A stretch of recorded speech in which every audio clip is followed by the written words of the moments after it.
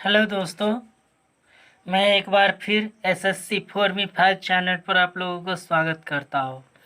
और आज फिर सीटेट से संबंधित जो विज्ञान शिक्षण शास्त्र से रिलेटेड क्वेश्चन दिए जा रहे हैं इस वीडियो में भी। और आज सेकेंड लेसन है, आज अध्याय दूसरा है। इस दूसरा अध्याय है प्राकृतिक विज्ञान, लक्ष्य एवं उद्देश्य। आज प्राकृतिक विज्ञान एवं लक्ष्य एवं उद्देश्य का क्वेश्चन दिए जा रहे हैं। तो दोस्तों चलते हैं क्वेश्चन की तरफ। इस वीडियो में मॉडल प्रश्न पत्र सहित आपको क्वेश्चन बैंक से रिलेटेड जो बीते वर्षों में पूछे गए हैं वो आपको क्वेश्चन दिए जाएंगे। पहले कुछ क्वेश्चन मॉडल प्रश्न पत्र हो जाएंगे, इसके बाद क्वेश्चन बैंक से रिलेटेड जो बीते कुछ वर्षों में पूछे गए थे इस अध्याय में कैसा कैसा क्वेश्चन पूछा गया था, इससे रिलेटेड आपको क्वेश्चन दिए जाएंगे। तो चलते हैं दोस्तों क्वेश्चन की तरफ। तो आज का पहला क्वेश्चन है, प्राकृतिक विज्ञान के शिक्षण का उद्देश्य निम्नलिखित में से कौन सा है। दोस्तों आपको कह रहा है प्राकृतिक विज्ञान के शिक्षण का उद्देश्य निम्नलिखित में से कौन सा है। तो दोस्तों इसका ऑप्शन है, ए में है, इससे बालक अपने संज्ञात्मक स्तर के अनुरूप विज्ञान के तथ्यों व धारणाओं को समझने और इसे प्रस्तुत करने के योग्य हो जाएगा। ऑप्शन बी में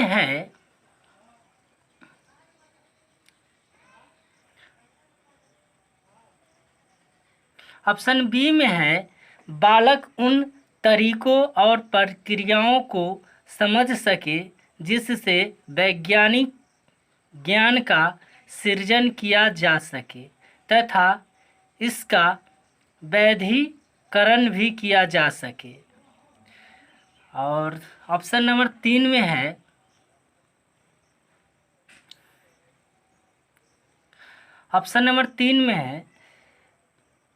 बालक अपनी स्वाभाविक जिज्ञासा, सौंदर्य बोध और रचनात्मकता से विज्ञान व प्रौद्योगिकी को परिभाषित कर सके।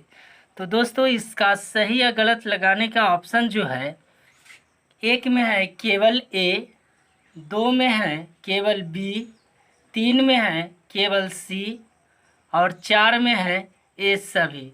तो दोस्तों इसका सही जवाब होगा ऑप्शन नंबर 4, ए सभी। इसका आंसर होगा, जो ए बी सी दिया हुआ था ये सभी इसका आंसर होगा। चलते हैं दोस्तों नेक्स्ट क्वेश्चन की तरफ।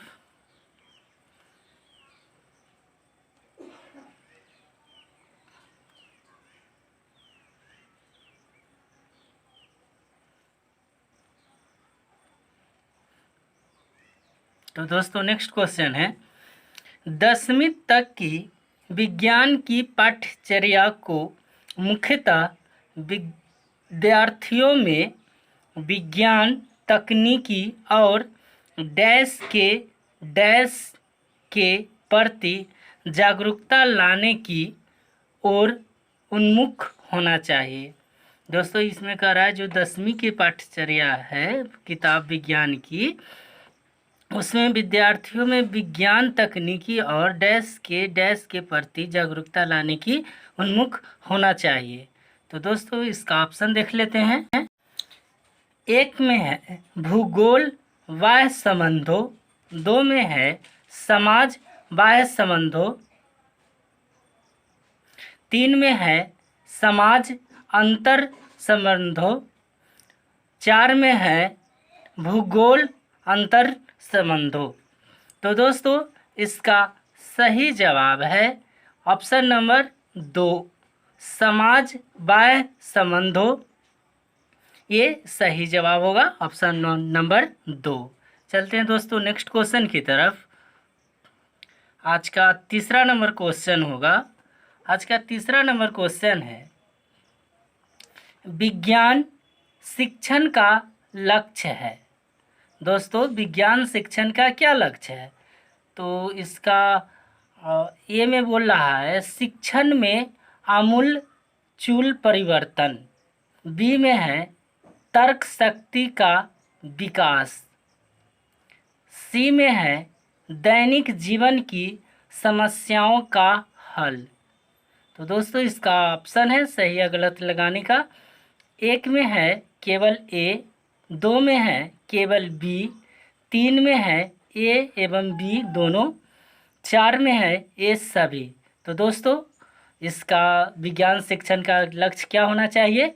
तो दोस्तों, ये सभी, अर्थात शिक्षण में आमूलचूल परिवर्तन भी होना चाहिए, तर्क शक्ति का विकास भी होना चाहिए और दैनिक जीवन की समस्याओं का भी हल होना चाहिए। इसलिए इसका ऑप्शन नंबर 4 सही है। नेक्स्ट क्वेश्चन की तरफ चलते हैं।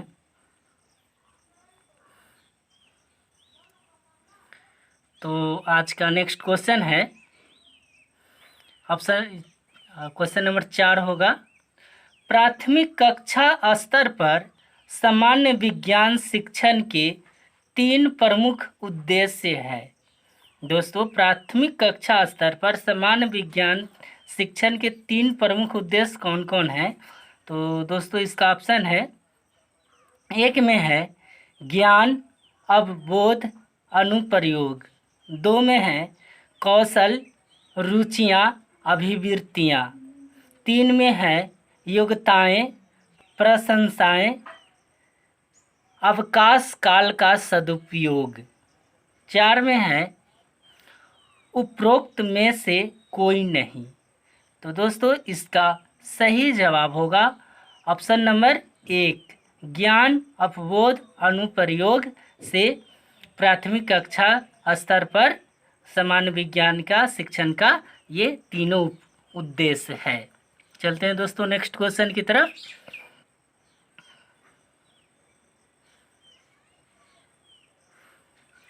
तो आज का 5वां क्वेश्चन होगा, प्राथमिक विद्यालय में विज्ञान संग्रहालय बनाने का सबसे प्रमुख उद्देश्य होता है। दोस्तों, प्राथमिक विद्यालय में जो विज्ञान का संग्रहालय बनाया जाता है उसका प्रमुख उद्देश्य क्या है? तो दोस्तों, इसका ऑप्शन है, एक में पाठों को शीघ्रतापूर्वक दोहराने के अवसर देना, दो में है व्यक्तिगत शिक्षा के अवसर प्रदान करना, तीन में है छात्रों के अवलोकन तथा संग्रह करने की आदत डालना, चार में है विज्ञान अध्यापन में धन की बचत करना। तो दोस्तों, इसका सही जवाब होगा ऑप्शन नंबर 3, छात्रों में अवलोकन तथा संग्रह करने की आदत डालना, जो प्राथमिक विद्यालय में जो विज्ञान संग्रहालय का बनाने का ये सबसे प्रमुख उद्देश्य है। चलते हैं दोस्तों नेक्स्ट क्वेश्चन की तरफ। तो दोस्तों, आज का 6ठा नंबर क्वेश्चन होगा, उद्देश्य जिनका संबंध हमारे ज्ञान के पुनः स्मरण, पहचान, बौद्धिक क्षमता एवं कौशल विकास से है, संबंधित है डैश से। दोस्तों, जिसका उद्देश्य संबंध हमारे ज्ञान के पुनः स्मरण, पहचान, बौद्धिक क्षमता एवं कौशल विकास से है, उसका क्या संबंध है, किससे संबंध है? तो दोस्तों, इसका ऑप्शन है, एक में ज्ञानात्मक पक्ष, दो में है भावनात्मक पक्ष, तीन में है क्रियात्मक पक्ष, चार में है ये सभी। तो दोस्तों, इसका सही जवाब होगा ऑप्शन नंबर 1, ज्ञानात्मक पक्ष, जिसका उद्देश्य होगा हमारे ज्ञान से पुनः स्मरण और बौद्धिक क्षमता एवं कौशल विकास से है, जो ज्ञानात्मक पक्ष है। इसका सही जवाब है। चलते हैं दोस्तों नेक्स्ट क्वेश्चन की तरफ। तो नेक्स्ट क्वेश्चन है, प्राकृतिक विज्ञान के उद्देश्यों का निर्धारण डैश के आधार पर किया जाता है। इसका ऑप्शन है, एक में प्रयोगशीलता, 2 में है समयबद्धता, 3 में है उपयुक्तता, 4 में है ये सभी। तो दोस्तों इसका सही जवाब होगा ये सभी, ऑप्शन नंबर 4। तो जो विज्ञान, प्राकृतिक विज्ञान के उद्देश्य का निर्धारण प्रयोगशीलता पर, समयबद्धता पर, उपयुक्तता पर भी निर्भर इसका आधार किया जा सकता है। चलते हैं दोस्तों नेक्स्ट क्वेश्चन की तरफ।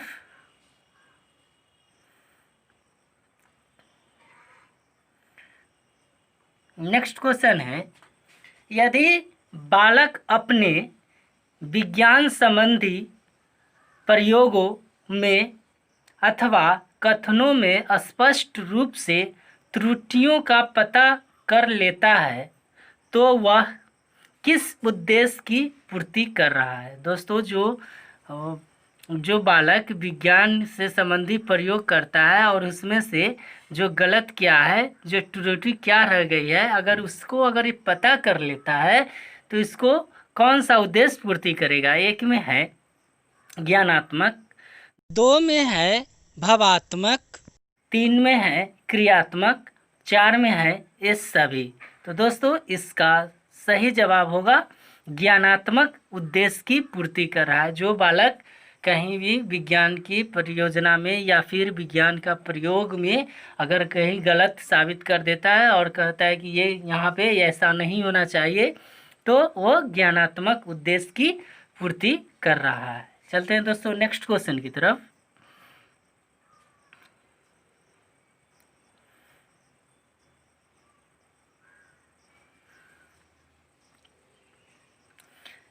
नेक्स्ट क्वेश्चन है, विशिष्ट उद्देश्य से संबंधित होते हैं। दोस्तों विशिष्ट उद्देश्य किससे संबंधित होते हैं। 1 में है अब इसका ऑप्शन अध्यापक व्यवहार से, 2 में है विषय वस्तु से, 3 में है विषय वस्तु की सूची से, 4 में है जीवन मूल्यों से। तो दोस्तों इसका सही जवाब होगा ऑप्शन नंबर 2 विषय वस्तु से। जो विशिष्ट उद्देश्य होते हैं विषय वस्तु से संबंधित होते हैं। चलते हैं दोस्तों आगे क्वेश्चन की तरफ। नेक्स्ट क्वेश्चन है,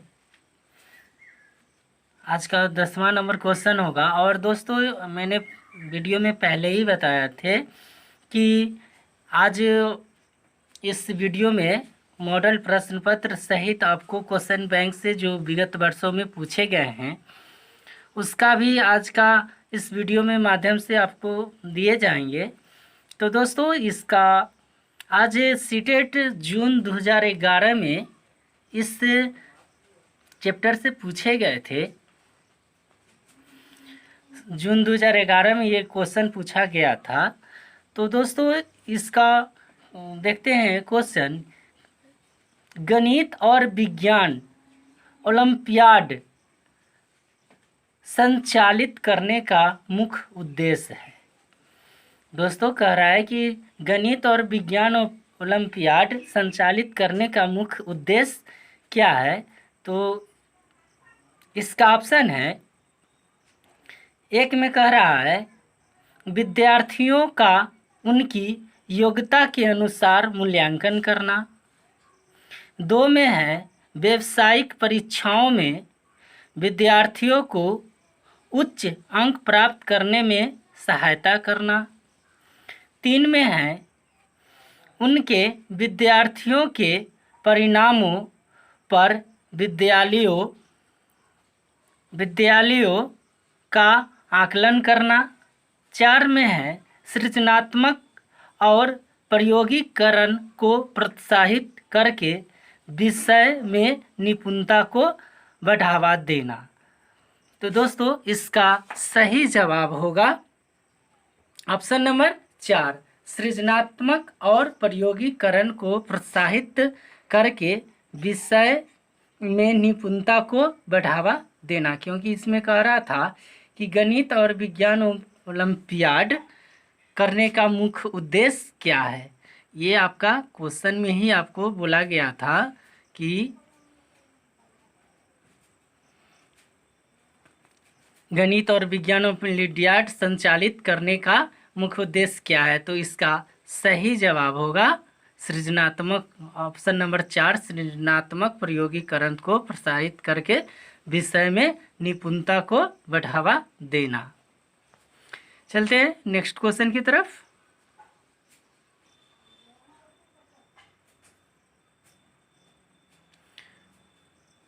तो आज का 11वां नंबर क्वेश्चन होगा,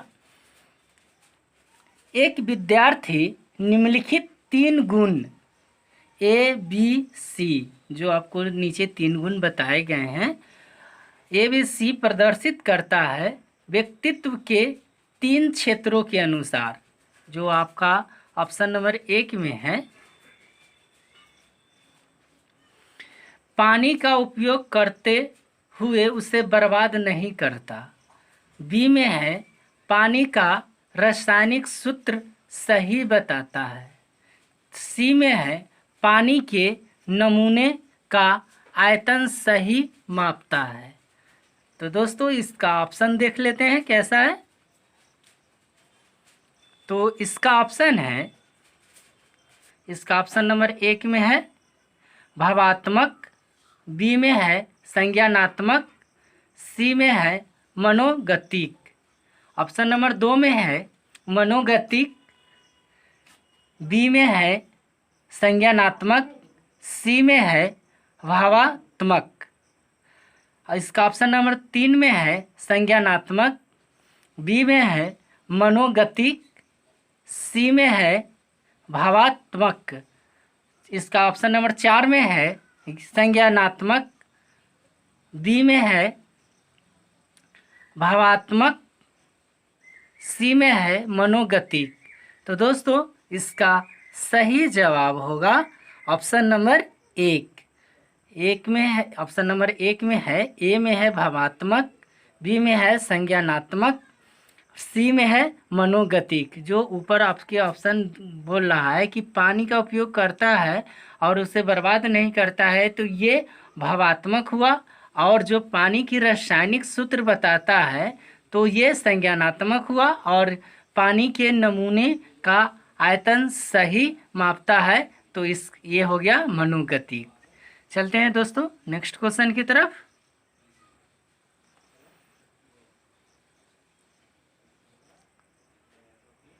तो आज का 12वां नंबर क्वेश्चन होगा,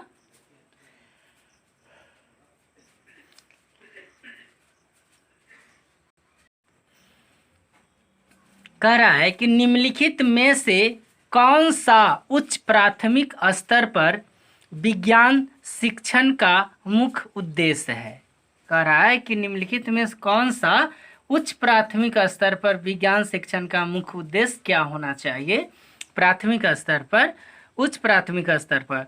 तो दोस्तों इसका ऑप्शन है, 1 में है महत्वपूर्ण तथ्य तथा सूत्र सीखना, 2 में है अध्याय के अंत में दिए गए अभ्यासों को हल करने में निपुणता विकसित करना, 3 में है तार्किक चिंतन को बढ़ावा देना, 4 में है वैज्ञानिकों के नाम और वैज्ञानिक खोजों को याद करना।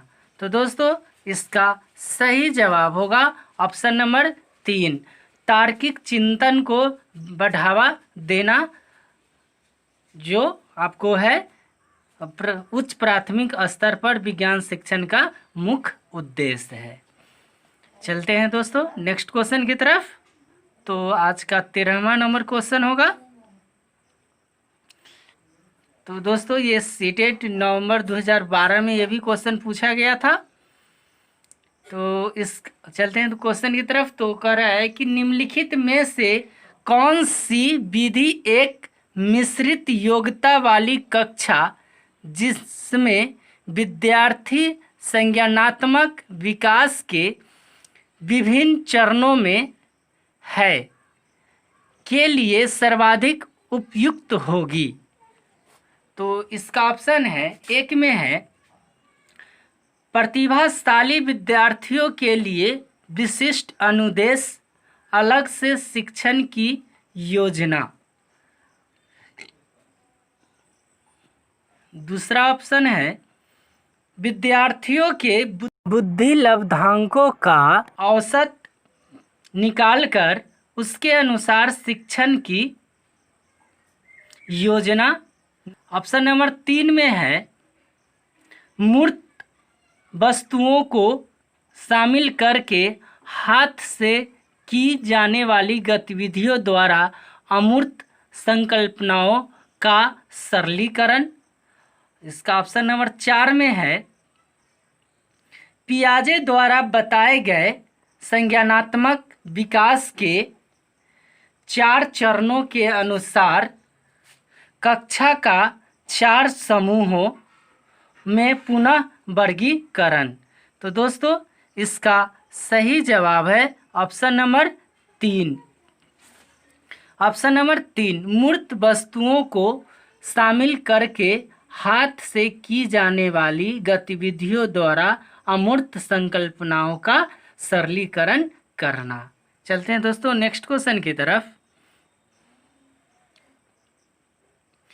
दोस्तों ये भी क्वेश्चन आपको सीटेट जुलाई 2013 में आपसे पूछा गया था।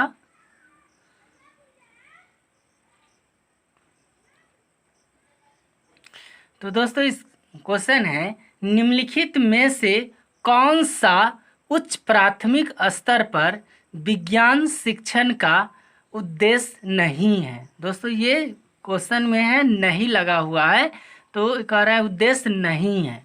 तो दोस्तों इसका ऑप्शन है, एक में है प्रश्न पूछने और जांच पड़ताल कौशल का विकास करना, 2 में है तकनीकी कौशल अर्जित करना,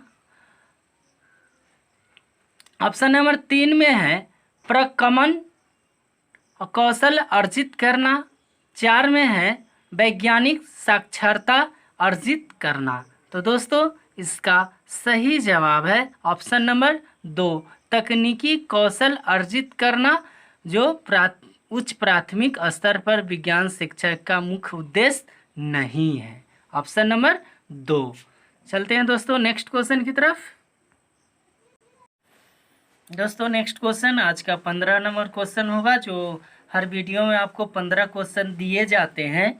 तो दोस्तों आज का ये लास्ट क्वेश्चन होगा, और आज का लास्ट क्वेश्चन जो सीटेट फरवरी 2014 में ये पूछा गया था क्वेश्चन। तो दोस्तों इस क्वेश्चन है उच्च प्राथमिक स्तर पर विज्ञान पाठ्यचर्या की संज्ञानात्मक वैधता का अर्थ यह है कि, इसका ऑप्शन है, एक में कह रहा है उसे सार्थक और वैज्ञानिकता पूर्ण सही तथ्यों को संप्रेषित करना चाहिए, 2 में है उसे आयु के अनुरूप होना चाहिए, 3 में है उसे शिक्षण में समुचित शिक्षण शास्त्रीय प्रक्रियाओं का प्रयोग करना चाहिए, ऑप्शन नंबर 4 में है उसे बच्चे को इस योग बनाना चाहिए कि वे विज्ञान को एक सामाजिक उद्यम के रूप में देखे। तो दोस्तों इसका सही जवाब होगा ऑप्शन नंबर 2 उसे आयु के अनुरूप होना चाहिए, तब जाकर के उच्च प्राथमिक स्तर पर विज्ञान पाठ्यचर्या की संज्ञानात्मक वैधता का अर्थ यह मालूम होगा। तो दोस्तों आज के लिए इस वीडियो में इतना ही। दोस्तों अगर अच्छा लगा है वीडियो तो दोस्तों सब्सक्राइब कर दीजिए एंड अपने दोस्तों को भी शेयर कर दीजिए। दोस्तों आपसे एक रिक्वेस्ट है, जो लोग आप सब्सक्राइब कर चुके हैं वो दोबारा सब्सक्राइब नहीं करें, नहीं तो अनसब्सक्राइब हो जाता है। तो दोस्तों इस वीडियो में इतना ही, फिर मिलेंगे नेक्स्ट वीडियो में। इससे जो क्वेश्चन बचा हुआ है उससे आगे लेकर के मैं नेक्स्ट वीडियो में आऊँगा।